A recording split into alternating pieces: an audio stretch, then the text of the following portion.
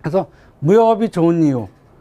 그러니까 무역업이 세상에 많은 직업이 있지만 무역업이 다른 직업에 비해서 그래도 이거는 낫다라고 할 수 있는 것이 우선 품격 있는 생활입니다. 품격 있는 생활.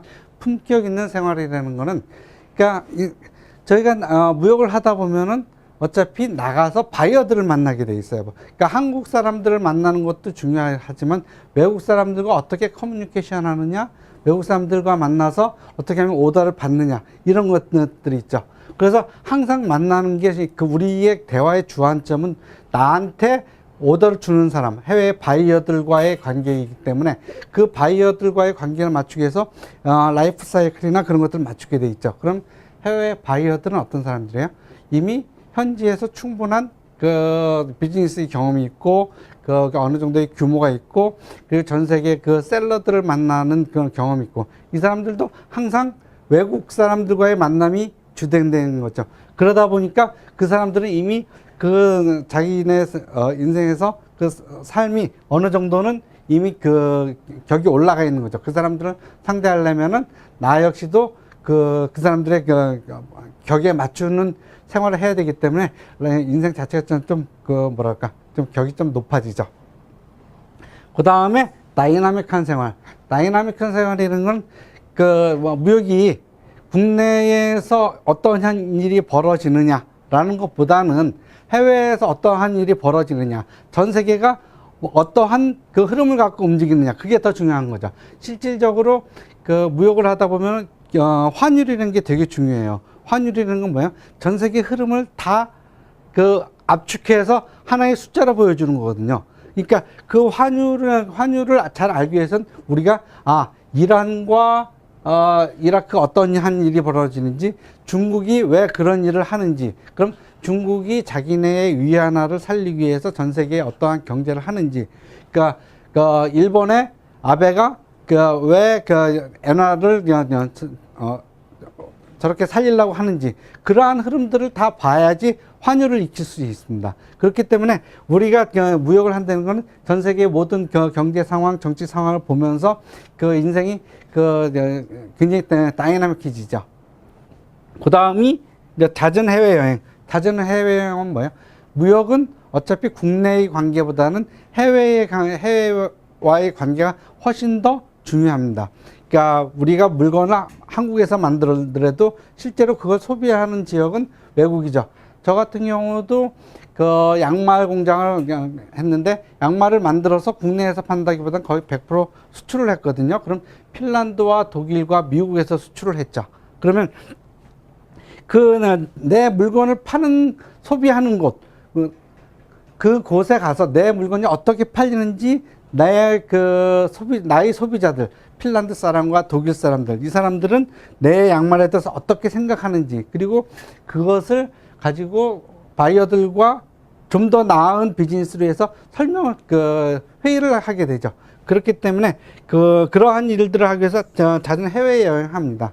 물론 해외여행이 전부는 아니지만은 그래도 국내에서 왔다 갔다 이쪽 좁은 한국에서 왔다 갔다 하는 것보다는 전 세계를 움직이는 것이 어떻게 보면 훨씬 더 다양한 삶을 살게 되는 거죠. 그 다음이 높은 독립 가능성입니다. 높은 독립 가능성. 그러니까 예를 들면 한국 같은 경우는 인구가 5천만이고 세계 경제 6대 대국이긴 하지만은 실질적으로 보면은 시장이 굉장히 작은 편입니다. 6천만 명이라고 그러지만은 이 안에서 시장을 세분해 보면 그렇게 크지가 않아요. 이렇게 또 기회가 그렇게 많지가 않아요. 근데 전 세계는 60억의 인구입니다. 60억. 지금 65억이라고 그러죠. 65억의 인구가 움직이고 있습니다. 그리고 땅덩어리도 한국의 수십 배가 되는 거죠. 그러니까 그러한 사람들과 그렇게 넓은 지역에서 60억의 인구하고 만나다 보면은 한국에서 접할 수 없는 비즈니스 기회들이 굉장히 많죠. 그러다 보면은 이런 것들을 하면은 내가 비즈니스를 할 수 있겠구나 하는 그러한 기회들을 많이 찾게 되죠. 그래서 무역업이 좋은 다른 업종에 비해서 좋은 이유는 높은 독립 가능성도 있습니다. 그러니까 실질적으로 그래서 제가 어디 가면은 다음 직업이 뭐예요? 그러면 물론 제가 아는 것이 무역업밖에 없다고 생각하실지도 모르지만은 이러한 이유들 때문에 이러한 이유들 때문에 저는 무역업이 그래도 상당히 괜찮은 직업 중에 하나라고 생각을 합니다. 그러면 무역업이 괜찮을 뿐만 아니라 장래성도 있어야 되지 않겠느냐라고 하는 거죠. 그러면 무역업의 장래성은 보면 고용 증가 요인과 직업에서 국제교류, 국제 간의 특화 발생이 된다는 거죠. 국제교류가 앞으로도 지금도 타이트하게 세계화를 통해서 연결이 돼 있지만은 앞으로도 이 국제 간의 교류는 더 긴밀해질 것이라는 거죠. 그래서 이 국제 교류가 늘어나면서 무역업이 더 활성화될 것이라는 거죠. 그 중에서도 무역 분야, 세계화 추세하고 긴밀한 직업을 항공 분야, 관공 분야, 무역 분야가 있는데, 무역 분야는 무역사무원, 해외 영업, 전시기획자, 이들과 같이 전 세계적인 업무를 해야 되는 이러한 사람들에 대한 업무 수요가 앞으로도 지속적으로 늘어난다는 것이죠. 그러니까 그만큼 무역업에 대한 전망도 굉장히 좋다는 것입니다. 자, 그럼 무역의 이해에 대해서 설명을 드리겠습니다. 자, 그럼 무역이라는 건 국가 간의 상업적인 활동이거든요. 그것이 왜 이루어지는지에 대해서 설명을 하겠습니다. 일단 무역이 이루어지면은 각 나라에서 소비할 수 있는 상품의 양이 더 커질 수 있다라는 것이죠. 그러니까 온전히 한국에서만 생산했을 때는 우리가 쌀을 한 가마밖에 소비를 못 하는데, 태국과 같이 1년에 3모작 하는 나라라고 할 때는 우리가 한 가마밖에 못 쓰던 것을 한 가마 반, 두 가마까지도 소비할 수 있다는 거죠. 그것이 어떻게 되느냐? 한국은 반도체를 잘 만들어요. 반도체. 그리고 태국은 1년에 3모작을 합니다. 3모작.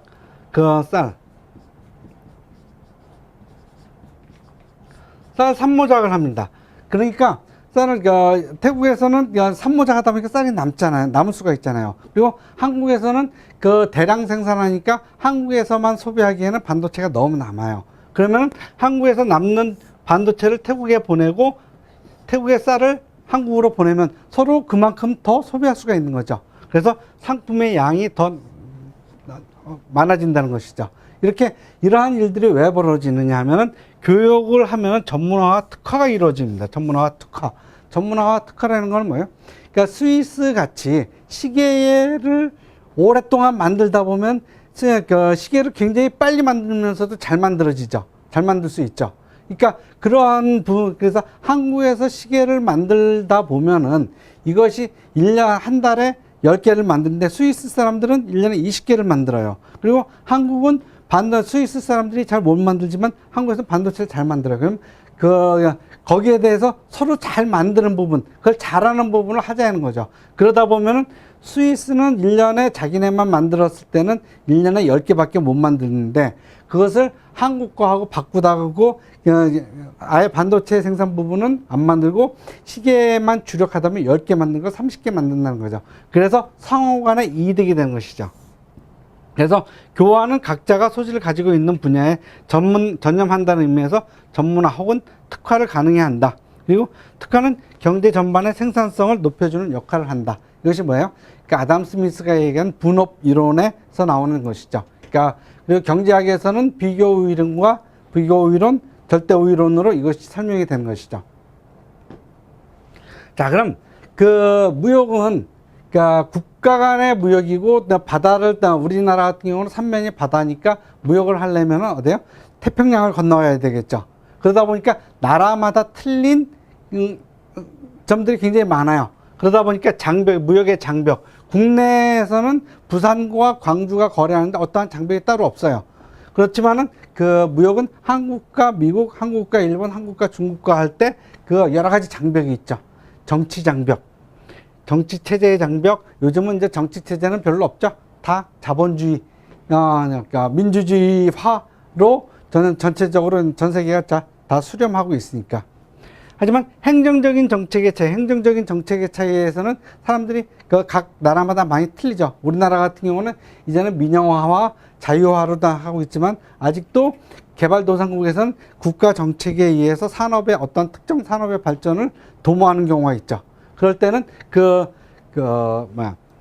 어떠한 제품은 수입을 열심히, 수입을 잘 할 수 있게 하지만 어떠한 제품의 그 수입을 막는 그러한 정책의 차이가 있는 거죠.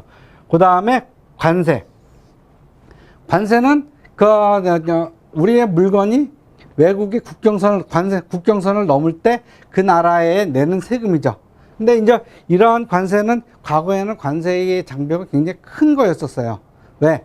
그 관세율이 높았기 때문에 50%, 100%, 200%막 이랬었거든요.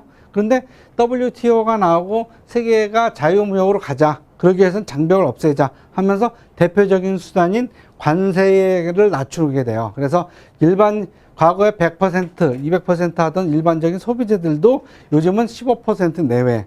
그러니까 산업재 같은 경우 자동차나 기계나 이런 것들은 어느 나라든지 그 관세율이 2%, 3% 정도밖에 안 돼요. 그리고 관세는 이미 드러나 있죠. 드러나 있어요. 그렇기 때문에 과거처럼 관세가 무역에 있어서 큰 장벽이 되지는 않습니다. 그 다음에 비관세, 각종 쿼터와 외환 배정, 차별 운임, 국산품 애용 운동 같은 거. 그 다음에 화폐. 화폐라는 거는 US 달러를 쓰는 나라, 저평 엔화를 쓰는 나라, 한국처럼 원화를 쓰는 나라. 이렇게 각 나라마다 그 통화 단위가 틀리죠. 통화 단위가 틀리니까 이것이 또 고정되어 있는 게 아니라 시시때때로 그 나라의 그 구매력에 따라서 변화에 따라서 시시때때로 변하기 때문에 이것이 화폐의 환율, 한국의 돈과 미국의 돈을 어떻게 바꿀 것이냐 하는 것이 이것이 수시로 바뀌죠. 이것도 무역을 하는 사람들한테는 굉장히 큰 어려움이죠. 그러니까 그렇지만 이러한 것들은 이미 드러나 있는 것이지만 언어와 관습, 문화는 이것은 이 언어와 관습, 문화는 드러나 있지 않아요. 사람의 마음 속에 있는 거예요. 마음 속에 있는 거. 그렇기 때문에 실제로 파악하기가 굉장히 어렵죠. 그래서 국제무역에서 가장 큰 장벽이 되는 것이죠. 그래서 무역은 이처럼 국내 간의 거래에서는 나타나지 않는 많은 장벽들이 있습니다. 그래서 그럼에도 불구하고 무역을 하게 되죠. 무역을 하는 거예요. 근데 어느 나라든지 다 수입은 억제하고 수출은 장려합니다.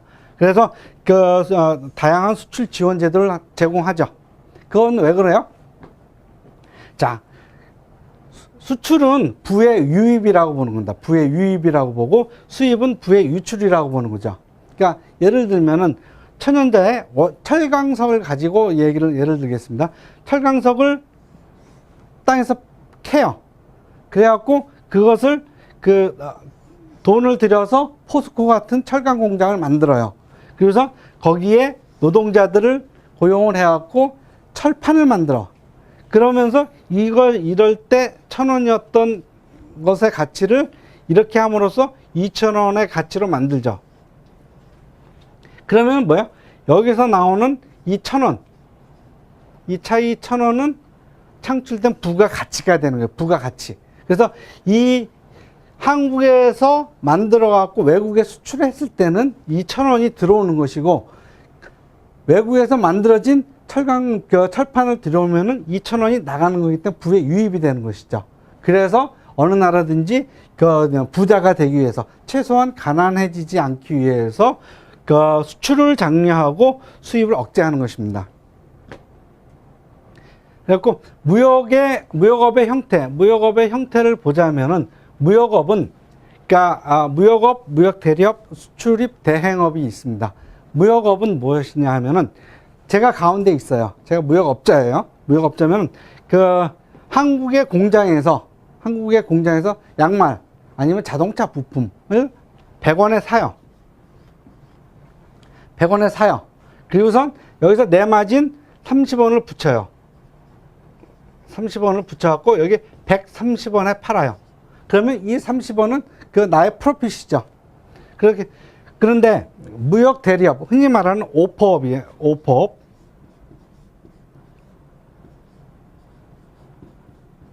이 오퍼업은 내가 가운데 있긴 하지만은 바이어가 물건을 살 때 돈을 공장으로 직접 보내요. 생산한 자에게. 그리고 생산자도 물건을 나를 통해서 보내는 게 아니라 바이어한테 직접 보냅니다. 그러면서 나한테는 얼마를 주느냐. 그러니까 이 사람들은 100원에 사요. 100원에 사. 그렇지만은 이러한 일들이 끝나고 나서 나한테 커미션을 1% 또는 5%를 주죠. 그러니까 물론 이제 이 퍼센트가 커미션은 계약 조건이나 그 금액에 따라서 많이 차이가 나겠죠. 그건 이제 그때그때 달라요입니다. 그러니까 서로 간에 어떻게 계약하느냐에 따라 틀리죠. 그러니까 이 무역업, 오퍼업은 뭐예요? 내가 직접 가운데에서 이 두 사람 간의 가운데 있으면서 거래를 성사시키는 하지만 내가 물건을 직접 사거나 파는 게 아니에요. 중간에서 정보를 가지고 서로 간에 연결을 시켜주면서 내가 나의 이익을 취하는 거죠. 그래서 요런 것을 오퍼업이랍니다. 요건 내가 직접 물건을 사고 팔고 하는 거고. 그리고 수출입 대행업은 무역업자와 위탁자와 수출입 대행 계획에 따라서 일정 수수료를 받고 자기 이름으로 수출입을 대행하는 것. 무역업 등록제의 폐지로 거의 소멸된 것이죠. 그러니까 이렇게 해갖고 무역 세 가지 무역업의 형태가 있습니다. 자, 그럼 무역의 직무 분야를 소개하겠습니다. 무역의 직무. 그러니까 무역 분야를 보통은 세 가지로 나누는데 저는 이것을 다시 5가지로 나눴습니다. 그리고 요즘 하는 국가기업의 표준교육 과정에 의하면 2가지로 나누죠. 그러니까 NCS로 하면은 NCS 일반 영업과 NCS 해외 영업 있고 NCS 수출입 관리가 있죠. 그래갖고 실질적으로 무역 업무 분야는 해외 영업, 무역 사무원, 복합 운송 중개인이 있고 일반 NCS 일반 영업에서 NCS 수출가면 수입 영업이 있습니다. 수입 영업은 뭐야? 물건을 해외에서 수입을 해갖고 파는 것이죠. 그러니까 수입 영업 같은 경우는 실질적으로는 국내 영업이 아니라 국내 영업이에요. 해외 영업이 아니기 때문에. 그리고 무역의 분야에서도 그렇게 어렵지가 않아요. 왜? 내가 상대방한테 돈을 줘요. 그러니까 돈을 주는 사람은 뭐야? 일이 편해. 그리고 돈을 받는 사람은 그 일의 대부분을 해야 되겠죠. 그렇기 때문에 실제로 수입 영업은 해외에서 무역의 과정보다는 물건을 들여와서 이게 들어온 다음부터 국내에서 파는 과정이 더 어렵죠. 그 다음에 이제 생산관리. 생산관리 같은 경우는 사실은 이제 일반적으로 무역 직무 분야에 들어가지는 않는데, 이게 해외 영업을 받아갖고 물건을 바이어의 취향에 맞게, 바이어의 요구에 맞게 그렇게 만드는 게 굉장히 어렵다는 거죠. 굉장히 어렵다는 거죠. 그러니까 저도 이제 공장을 운영을 했는데 실질적으로 이 바이어한테 주문을 받는 것만큼 뭔가 물건을 생산할 때 한 번도 사건 사고가 나지 않은 상태로 스무스하게 넘어간 적이 없어요.